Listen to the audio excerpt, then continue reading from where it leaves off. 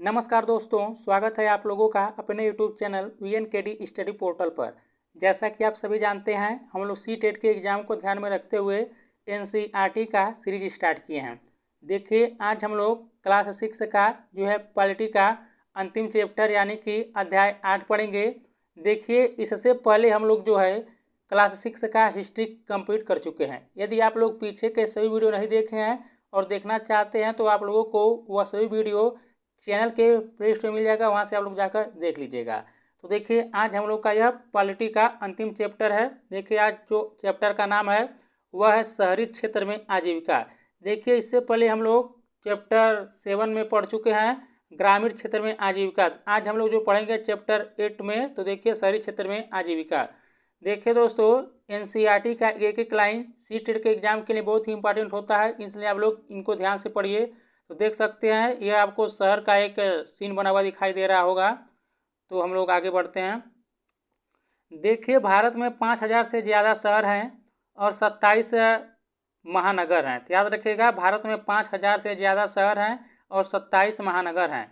चेन्नई, मुंबई, दिल्ली, कोलकाता जैसे प्रत्येक महानगर में 10 लाख से भी ज़्यादा लोग रहते हैं। याद रखिएगा, चेन्नई, मुंबई, दिल्ली, कोलकाता जैसे प्रत्येक महानगर में 10 लाख से भी ज़्यादा लोग रहते हैं और काम करते हैं।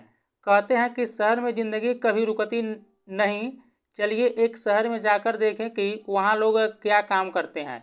क्या वे नौकरी करते हैं या अपने रोजगार में लगे हैं? वे अपना जीवन कैसे चलाते हैं? क्या रोजगार और कमाई के मौके समान रूप से सभी को मिलते हैं? तो चलिए हम लोग आगे बढ़ते हैं। तो देखिए, यह आपको एक शहर का चित्र दिखाई दे रहा होगा। सड़कों पर काम करना। यह वह शहर है जिसमें मेरी मौसेरी बहन रहती है। मैं यहाँ गिनी चुनी बार ही आई हूँ। यह बहुत बड़ा शहर है। एक बार जब मैं यहाँ आई तो मेरी मौसेरी बहन मुझे घुमाने के लिए ले गई थी। हम तड़के ही घर से निकल गई थी। जैसे ही हम मुख्य सड़क की तरफ मुड़े, हमने देखा कि वहाँ काफ़ी चहल पहल थी। सब्जी बेचने वाली अपनी रेहड़ी पर टमाटर, गाजर व खीरे को सजाने में व्यस्त थी ताकि लोग देख सकें कि उसके पास बेचने के लिए क्या क्या है। उसकी बगल में फुटपाथ पर एक फूल वाली बैठी थी। वह सुंदर, रंगीन व तरह तरह के फूल बेच रही थी। हमने उससे लाल और पीला गुलाब खरीदा। सड़क के दूसरी तरफ पटरी पर एक व्यक्ति अखबार बेच रहा था और वह चारों ओर से लोगों से घिरा हुआ था। हर कोई अखबार को पढ़ना चाहता था। वहाँ से बसें जोर जोर से हार्न बजाती हुई गुजर रही थी। ऑटो रिक्शा स्कूल के बच्चों से ठसाठस भरे हुए थे। पास के पेड़ के नीचे एक मोची छोटे से टीन के बक्से से अपना सामान निकाल रहा था। वहीं सड़क के किनारे नाई अपना काम शुरू कर चुका था। उसके पास एक ग्राहक पहले से ही था जो सुबह सुबह दाढ़ी बनवाना चाहता था। सड़क से थोड़ी दूर जाकर एक औरत ठेला गाड़ी में प्लास्टिक की बोतलें, डिब्बे, बालों की पिन व चिमटी ले जा रही थी। वहीं पर एक दूसरा व्यक्ति घर घर बेचने के लिए साइकिल पर सब्जियां ले जा रहा था। हम उस जगह पर आ गई जहां रिक्शे वाले एक कतार में खड़े होकर ग्राहक का इंतजार कर रहे थे।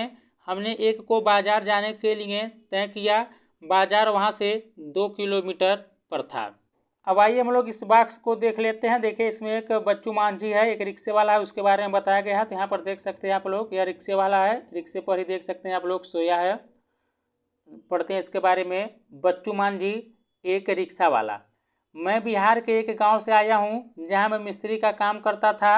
मेरी बीवी और 3 बच्चे गांव में ही रहते हैं। हमारे पास ज़मीन नहीं है। गांव में मिस्त्रीगिरी का काम लगातार नहीं मिलता था। जो कमाई होती थी वह परिवार के लिए पूरी नहीं पड़ती थी। जब मैं शहर पहुंचा तो मैंने यह पुराना रिक्शा खरीदा और इसका पैसा किस्तों में चुकाया। यह काफ़ी साल पहले की बात है। रोज़ सुबह बस स्टॉप पर पहुंच जाता हूं और ग्राहक जहां भी जाना चाहें उन्हें वहां छोड़ देता हूं। फिर रात को 8-9 बजे तक रिक्शा चलाता हूं। मैं शहर की एक कॉलोनी में आसपास करीब 6 किलोमीटर तक रिक्शा चलाता हूं।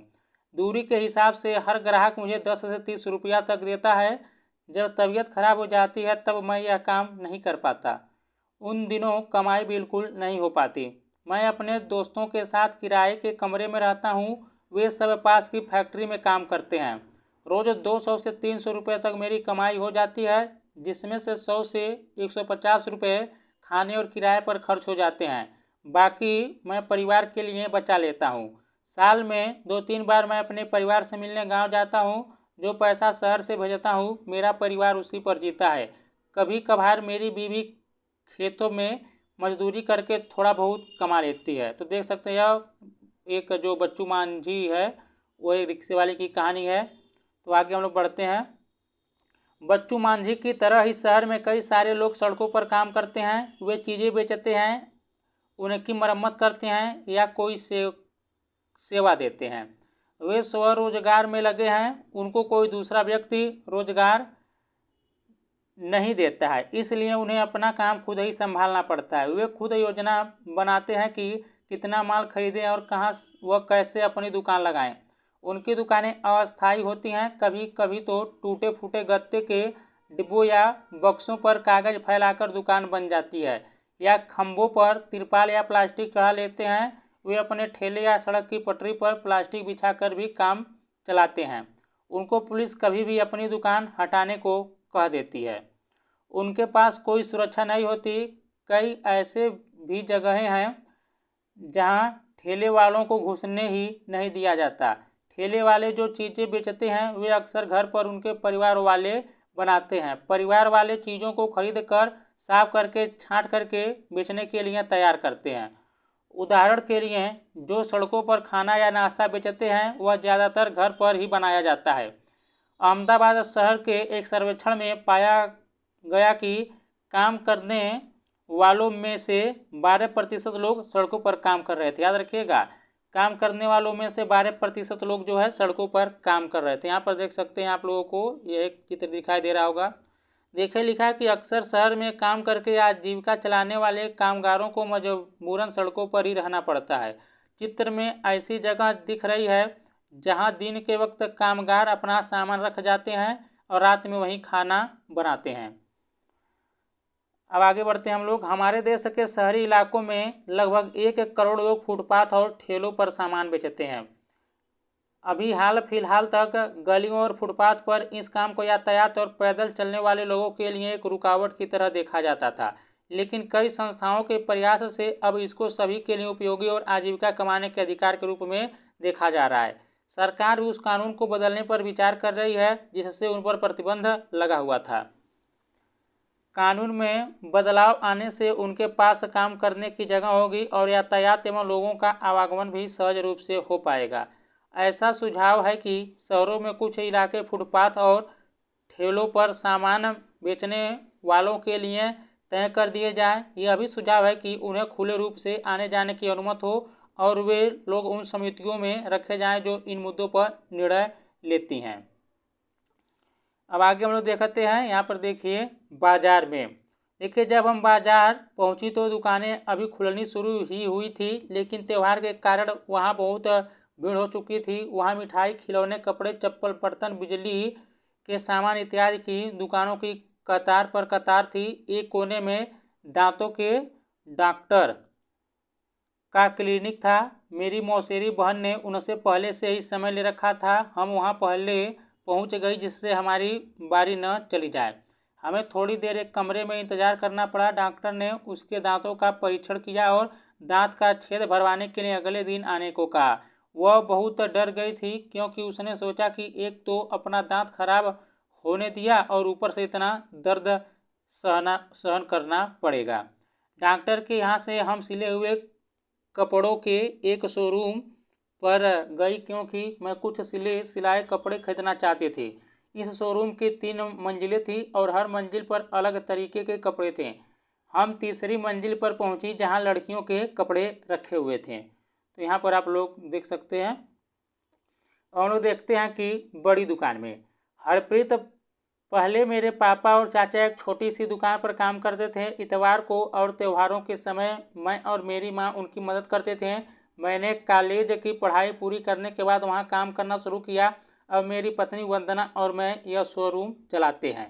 वंदना, हमने कुछ साल पहले यह शोरूम खोला। मैं एक ड्रेस डिजाइनर हूँ। मैंने तरह तरह के फैशन के कपड़े बनाने की पढ़ाई की है, लेकिन आजकल लोग कपड़े सिलवाने की जगह सिलाई यानी रेडीमेड कपड़े खरीदना पसंद करते हैं। इसलिए मेरा ध्यान इस बात पर ज़्यादा रहता है कि कैसे इन रेडीमेड कपड़ों को आकर्षक रूप से सजाकर रखा जाए। हम अपने शोरूम के लिए अलग अलग जगहों से सामान खरीदते हैं। ज़्यादातर माल मुंबई, अहमदाबाद, लुधियाना और त्रिपुरा से आता है। कुछ सामान दिल्ली के पास के शहरों जैसे गुड़गांव और नोएडा से भी आता है। कुछ कपड़े हम विदेशों से भी मंगवाते हैं। इस शोरूम को सही रूप से चलाने के लिए हमें कई चीज़ें करनी पड़ती है। हम विभिन्न अखबारों में, सिनेमा हॉल में, टेलीविज़न और रेडियो चैनल पर विज्ञापन देते हैं। अभी तो यह शोरूम किराए पर है, पर हम इसे जल्द ही खरीद लेंगे। जब से यह बाज़ार आसपास रहने वाले लोगों के लिए मुख्य बाज़ार बन गया है, तब से हमारा व्यापार बहुत बढ़ गया है। हमने एक कार खरीद ली है और पास की सोसाइटी में एक फ्लैट भी ले लिया है। हरप्रीत और वंदना की तरह कई लोग हैं जिनके पास शहर के बाज़ारों में अपनी दुकानें हैं। ये दुकानें छोटी बड़ी हैं और लोग अलग अलग चीज़ें बेचते हैं। ज़्यादातर व्यापारी अपनी दुकान या व्यापार खुद संभालते हैं। वे किसी दूसरे की नौकरी नहीं करते, लेकिन वे खुद कई लोगों को मैनेजर या सहायक की तरह नौकरी पर रखते हैं। ये पक्की दुकानें होती हैं जिनके पास नगर निगम से व्यापार करने के लिए लाइसेंस होता है। नगर निगम यह निश्चित करता है कि सप्ताह में कौन से दिन बाजार बंद रहेगा। उदाहरण के लिए इस बाजार में दुकानें बुधवार को बंद रहती है। इस बाजार में छोटे छोटे दफ्तर और अन्य दुकानें भी हैं जो बैंक, कुरियर इत्यादि की सेवाएं देती है। अब फैक्ट्री में हम लोग देखते हैं। मैं अपने एक कपड़े पर जरी का काम करवाना चाहती थी जो मुझे एक खास मौके पर पहनना था। मेरी बहन ने कहा कि वह निर्मला को जानती है जो एक कपड़े सिलने की फैक्ट्री में काम करते हैं। निर्मला के पड़ोसी जरी और कढ़ाई का काम करते हैं। हमने बस पकड़ी और फैक्ट्री की तरफ चल पड़ी। बस खचाखच भरी हुई थी। हर स्टॉप पर लोग चढ़ते ही जा रहे थे और कोई भी उतरने का नाम नहीं ले रहा था। अपनी जगह बनाने के लिए लोग एक दूसरे को धक्का दे रहे थे। मेरी बहन ने मुझे एक कोने पर खड़ा कर दिया ताकि भीड़ में हमारा भुड़ता न बन जाए।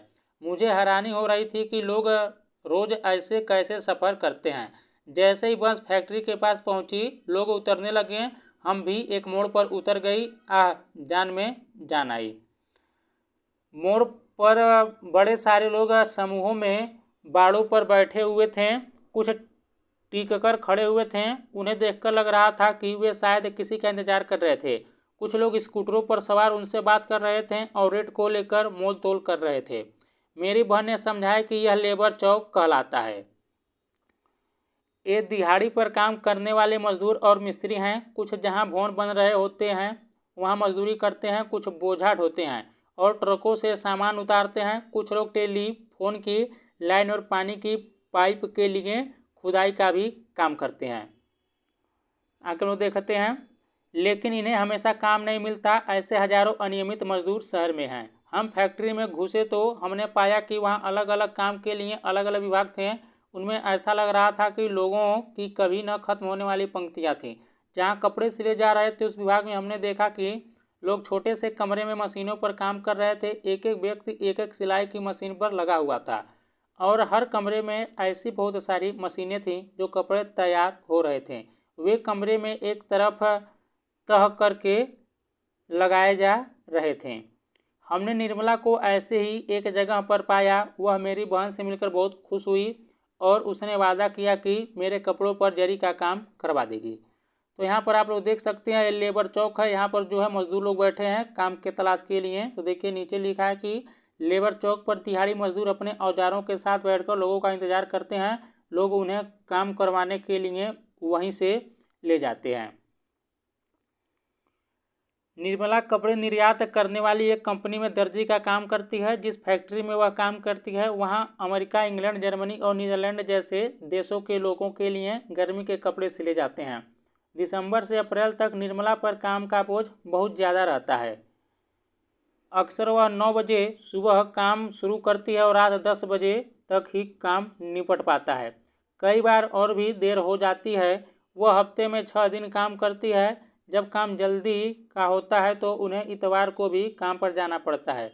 निर्मला को रोज़ 8 घंटे काम करने के 280 रुपये मिलते हैं और अतिरिक्त 100 रुपया देर तक काम करने का मिलता है। जून तक काम खत्म हो जाता है तो फैक्ट्री वाले इन दर्जियों की संख्या घटा देते हैं। निर्मला को भी निकाल दिया जाएगा। हर साल करीब 3 से 4 महीने के लिए उसके पास काम नहीं रहता है। निर्मला की तरह ज़्यादातर कारीगर अनियमित रूप से काम में लगे हुए हैं, मतलब उनको काम पर तभी आना होता है जब मालिक को ज़रूरत होती है। उनको रोज़गार तभी मिलता है जब मालिक को बहुत सारा काम मिल जाता है या फिर खास मौसमों में काम मिलता है। साल के बचे हुए समय में उन्हें दूसरा काम ढूंढना पड़ता है। निर्मला की तरह की नौकरियां अस्थायी नहीं होती। अगर कारीगर अपनी तनख्वाह या परिस्थितियों के बारे में शिकायत करते हैं तो उन्हें निकाल दिया जाता है। नौकरी की कोई सुरक्षा नहीं होती और अगर कोई बुरा व्यवहार करे तो उनके बचाव के लिए कुछ नहीं होता। उनसे बहुत लंबे समय तक रोज़ काम करने की उम्मीद भी रखी जाती है। उदाहरण के लिए बिजली से चलने वाले करघों की यानी पावरलूम फैक्ट्री में मजदूर दिन और रात की पालियों में 12-12 घंटे तक काम करते हैं। उन्हें 8 घंटे से ज़्यादा काम करने की मजदूरी अलग से नहीं मिलती। आगे बढ़ते हम लोग। अब हम लोग यहाँ पर देखते हैं दफ्तर में। मेरी मौसी सुधा विपणन प्रबंधक यानी मार्केटिंग मैनेजर हैं। उन्होंने हमें शाम 5:30 से पहले अपने दफ्तर पहुँचने को कहा था। हमने सोचा कि देर न हो जाए, इसलिए ऑटो रिक्शा ले लिया, जिसने हमें बिल्कुल समय पर पहुंचा दिया। उनका दफ्तर ऐसी जगह पर था जहां चारों तरफ बड़ी बड़ी इमारतें थीं। उनमें से सैकड़ों लोग बाहर आ रहे थे, कुछ कार पार्किंग की तरफ बढ़ रहे थे और कुछ बसों की पंक्तियां की तरफ। मौसी एक बिस्कुट बनाने वाली कंपनी में मैनेजर का काम करती है। बिस्कुट शहर के बाहर एक फैक्ट्री में बनाए जाते हैं। मौसी 50 विक्रेताओं यानी कि सेल्समैन के काम का निरीक्षण करती है जो शहर के विभिन्न भागों में आते जाते हैं। ये लोग दुकानदारों से बड़े बड़े आर्डर लेते हैं और उनसे भुगतान इकट्ठा करते हैं। काम को सुचारू रूप से चलाने के लिए मौसी ने शहर को 6 भागों में बांट दिया है और वे हर हफ्ते एक भाग के विक्रेताओं से मिलती है। वे उनकी प्रगति रिपोर्ट देखती है और उनकी समस्याओं पर चर्चा करती है। उनको पूरे शहर में बिक्री की योजना बनानी होती है और अक्सर देर रात तक काम करना पड़ता है। उन्हें काम के सिलसिले में यात्राएं भी करनी पड़ती है। मौसी को नियमित तनख्वाह मिलती है और वह बिस्कुट कंपनी की अस्थायी कर्मचारी है। वे यह उम्मीद रख सकती हैं कि उनकी नौकरी लंबे समय तक चलेगी। अस्थायी कर्मचारी होने के कारण उनको निम्नलिखित फायदे भी मिलते हैं। जैसे यहाँ पर देखिए, बुढ़ापे के लिए बचत। उनकी तनख्वाह का एक भाग भविष्य निधि में सरकार के पास डाल दिया जाता है। इस बचत पर ब्याज भी मिलता है। नौकरी से सेवानिवृत्त होने पर यह पैसा मिल जाता है। छुट्टियाँ, इतवार और राष्ट्रीय त्योहारों के लिए छुट्टी मिलती है। उनको वार्षिक छुट्टी के रूप में भी कुछ दिन मिलते हैं। परिवार के लिए चिकित्सा की सुविधाएं।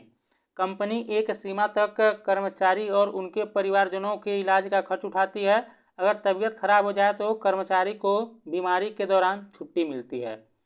शहर में ऐसे कई कर्मचारी होते हैं जो दफ्तरों, फैक्ट्रियों और सरकारी विभागों में काम करते हैं, जहां उन्हें नियमित और अस्थायी कर्मचारी की तरह रोजगार मिलता है। वे लगातार उसी दफ्तर या फैक्ट्री में काम पर जाते हैं। उनका काम भी तय होता है। उनको हर महीने तनख्वाह मिलती है। अगर फैक्ट्री में काम कम हो तो भी उन्हें नियमित रूप से काम करने वाले मजदूरों की तरह निकाला नहीं जाता। आखिर दिन खत्म हुआ और हम मौसी की कार में थकी मांदी बैठ गई, लेकिन आज बहुत मज़ा आया। मैंने सोचा कि कितना अच्छा है कि शहर में इतने सारे लोग इतनी तरह का काम करते हैं। वे कभी एक दूसरे से मिलते भी नहीं, मगर उनका काम उन्हें बांधता है और शहरी जीवन को बनाए रखता है। यहाँ पर हम लोग देख लेते हैं। देखिए, आप लोग को यह कॉल सेंटर वाले दिखाई दे रहे होंगे, तो इसके बारे में जान लेते हैं। देखिए, महानगरों में कॉल सेंटरों में काम करना रोजगार का एक नया क्षेत्र है। उपभोक्ता टीवी, फ्रिज जैसे सामानों को खरीदते हैं, बैंक और फ़ोन जैसी सेवाओं का उपयोग करते हैं। कॉल सेंटर एक केंद्रीकृत दफ्तर है जहां एक ही जगह से उपभोक्ताओं की समस्याओं और उनसे जुड़ी सवालों से संबंधित जानकारी दी जाती है। कॉल सेंटर प्रायः हालनुमा कमरों में चलाए जाते हैं। उनमें अलग अलग खाने बने रहते हैं। वहां कंप्यूटर, टेलीफोन, हेडफोन और स्पीकर लगे रहते हैं। देखिए, भारत इस क्षेत्र में एक महत्वपूर्ण केंद्र बन गया है। यहाँ न केवल भारतीय कंपनियां बल्कि विदेशी कंपनियां भी अपने कॉल सेंटर खोलती हैं। विदेशी कंपनियों के आकर्षण का कारण है कि यहाँ अंग्रेजी बोलने वाले लोग आसानी से और कम वेतन पर मिल जाते हैं। तो देखिए दोस्तों, आज का यह चैप्टर हम लोग का ख़त्म हुआ। आज हम लोग जो पढ़े हैं यह शहरी क्षेत्र में आजीविका के बारे में पढ़े हैं। यदि आप लोग जो है इसके पहले जो है हिस्ट्री नहीं पढ़े हैं और देखिए इसके पहले के जितने भी अध्याय नहीं पढ़े हैं तो पढ़ लीजिएगा। वह सभी वीडियो आप लोगों को चैनल के प्लेलिस्ट में मिल जाएगा। तो देखिए, अब हम लोग इसके बाद जो पढ़ेंगे क्लास 6 का जियोग्राफी पढ़ेंगे। तो मिलते हैं अब एक नए चैप्टर के साथ, तब तक के लिए नमस्कार, जय हिंद, जय भारत।